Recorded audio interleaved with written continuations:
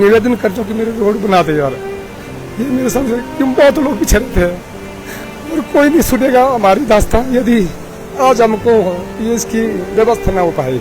बहुत इतने लोग हैं, बच्चों को पैदल जाने नहीं आ सकते, बीमार है। मेरे पिछले गांव से एक वुमेन लेडी है जिसकी प्रेगनेंसी हुई थी, उसको बाय एयर लिफ्ट करना था, हमने नहीं हो पाए। कि कुदरत का कहर तो बरपा है, लेकिन की हिम्मत की दाद देनी पड़ेगी। आपके हौसले नहीं टूटे हैं और आपके यही हौसले आपको आगे लेकर जाएंगे। मैं पिछले 8 दिनों से एक टाइम खाना खा रहा हूँ तकरीबन, और मेरे जो ये ड्रेस है मैं इसी पे 8 दिन से हुई। और मेरे सब लोगों से निवेदन है, जो आपके माध्यम से मुझे बड़ी खुशी हुई कि भाई आप यहाँ आए।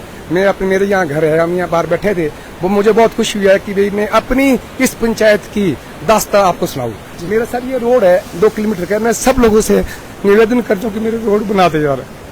ये मेरे सामने क्यों बहुत लोग पीछे रहते हैं और कोई नहीं सुनेगा हमारी दास्तां यदि आज हमको ये इसकी व्यवस्था ना हो पाए।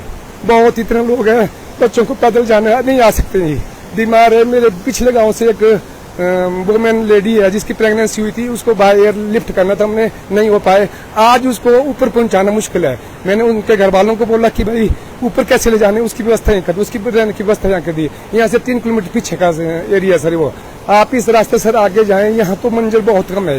यहाँ जो हमारा ज्यादातर बिल्डिंगों का ज्यादा नुकसान हुआ है, सड़कों नुकसान हुआ है, इस यहाँ से पीछे 2 किलोमीटर पीछे जाएंगे आप, वहाँ रास्ता देखे 3 कैजुअलिटी हुई मेरी, वो भी पिछले 3 गाँव की, पिछले 3 गाँव से सर आदमी। मैंने कल एसडीएम साहब को वहाँ पहुंचाया सर, मैं एसडीएम साहब का भी बड़ा धन्यवादी हूँ जो मेरे साथ वहाँ पहुंचे, लोगों की रास्ते देखी। और मैंने एसडीएम साहब ने रास्ते से कुछ लोगों को टेलीफोन की, भाई यहाँ जेसीबी की कोई काम ही नहीं है सर, जेसीबी लेवल की मशीनों का कोई काम नहीं है।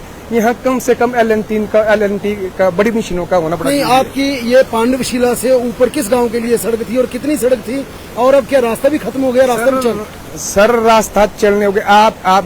आप जाएंगे, यदि मेरे को पैदल जाने के लिए यहाँ 30 मिनट लग जाते हैं, मेरे को 2 घंटे का सफर लगेगा। ये इतने बोल्डर है सर जो यहाँ पीछे इस मकान के पीछे दिखाई दे रहा है। इस प्रकार के हजारों सैकड़ों बोल्डर पीछे पड़े होंगे। आप इतनी मतलब रास्ता भी टूट चुका। चल रास्ते का सड़क क्या, पैदल जाने के लिए रास्ता भी नहीं है सर, पैदल जाने के लिए रास्ता नहीं है। ये रुशाड़ा घाट है सर, पांडवशिला से रुशाड़ा घाट, PWD की 2 किलोमीटर पक्का रोड था सर।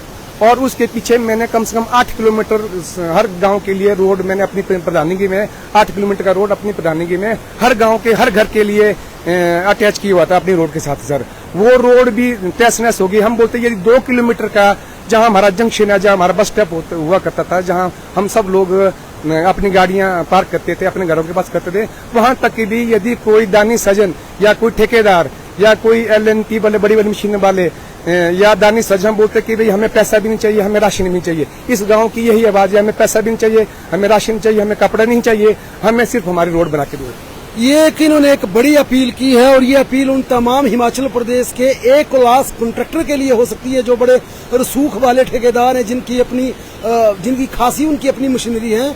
इस संकट की घड़ी में अगर इन लोगों की मदद के लिए आए, अपनी JCB को भेज दें, अपना ड्राइवर भेज दें, इससे बड़ा दान कुछ नहीं हो सकता। क्योंकि ऐसी अपील पहली बार आई है कि जो अपने कॉन्ट्रैक्टर अपनी JCB भेज सकते हैं, कोई LNT भेज सकते हैं, वो इनकी मदद करें। क्योंकि वाकई हम भी कई दुर्गम क्षेत्रों में जा रहे हैं इस राज्य में पिछले 3-4 दिनों से।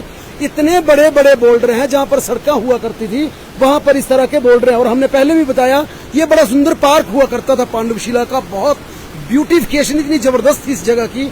अब बोल्डर ही बोल्डर है यहाँ पर, यानी नीचे उतरना भी मुश्किल है, गांव में चलना भी मुश्किल है। एक और लोकल रेजिडेंट है यहाँ पर, सर अपना परिचय देंगे और बताएंगे। कल्याण सिंह है। स्थानीय प्रधान जी ने बहुत बातें इस संबंध में कही है। मैं चाहता हूँ कि इससे ज्यादा मैं क्या कहूँ, पर मैं भी यही बोल रहा हूँ कि राशन पानी की दिक्कत हमारे को नहीं है।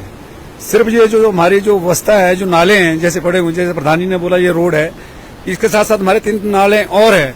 NGO और पूरे प्रशासन से मैं यही अपील करता हूँ कि आने वाले टाइम में जो ऐसी त्रासदी हुई है आगे ना हो, इसके बचाव के लिए कोई LNT जैसे प्रधान जी ने बोला, मैं बहुत ही इस चीज से आश्वस्त हूँ कि जो हमारा नुकसान हुआ है उसकी भरपाई हो ना हो, पर जो नदी नाले का जो भाव चला हुआ है आने वाले टाइम में ज्यादा समस्या पैदा करेगा, उसको प्लीज उसको चाहे NGO के माध्यम से चाहे सरकार के माध्यम से पूरा करने की कोशिश करें।